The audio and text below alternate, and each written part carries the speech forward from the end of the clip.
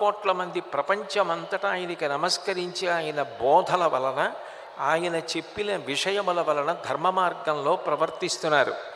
అట్లాగే రామకృష్ణ పరమహంస, వివేకానంద స్వామి, రమణులు, భగవాన్ రమణులు అరుణాచలంలో ఒక్క మాట మాట్లాడితే ఆ మాట అవతల వారికి ఎంత దిశానిర్దేశం చేసేదో.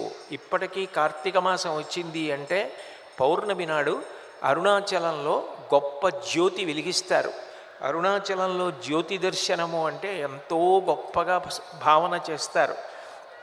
అటువంటి చోట ఎప్పుడో ఒక్కసారి నోరు విప్పి ఒక్క మాట మాట్లాడితే చాలు, ఆ మాట ద్వారా లోకానికంతటికీ గొప్ప సందేశం ఇచ్చి కోట్ల మందిని ప్రభావితుల్ని చేశారు.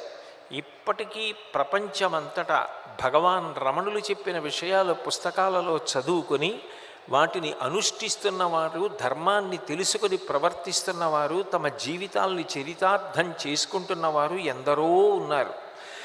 ఆయన ఎప్పుడైనా నోరు విప్పి మాట్లాడితే ఆ రోజులలో సూరి నాగమ్మ గారు వెంటనే వ్రాసుకొని వాళ్ళ సోదరుడికి ఉత్తరం ద్వారా తెలియచేస్తే అవన్నీ సూరినాగమ్మ గారి లేఖలు అన్న పేరుతో వచ్చినటువంటి పుస్తకం చాలా చాలా గొప్ప పుస్తకం. రమణులు చెప్పినటువంటి ఒక్కొక్క మాట, భక్తి అంటే ఏమిటి, ప్రసాదం అంటే ఏమిటి, అసలు అనుష్ఠానం అంటే ఏమిటి, మోక్షం అంటే ఏమిటి, ఆత్మ అంటే ఏమిటి, తనను తాను గుర్తెరగడం అంటే ఏమిటి, తనను తాను తెలుసుకోవడం ఏమిటి అన్న విషయంలో రమణులు చెప్పినటువంటి మాటలు లోకానికి అంతటికీ గొప్ప సందేశములు. ఆయన ఎప్పుడూ వెలిగేటటువంటి గురువు. ఆ దీపాలు నిధనం కావు.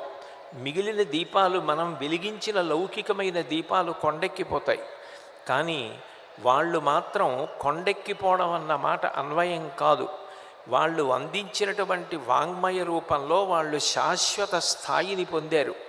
గురువు అన్న మాటకి ఎంత గౌరవాన్ని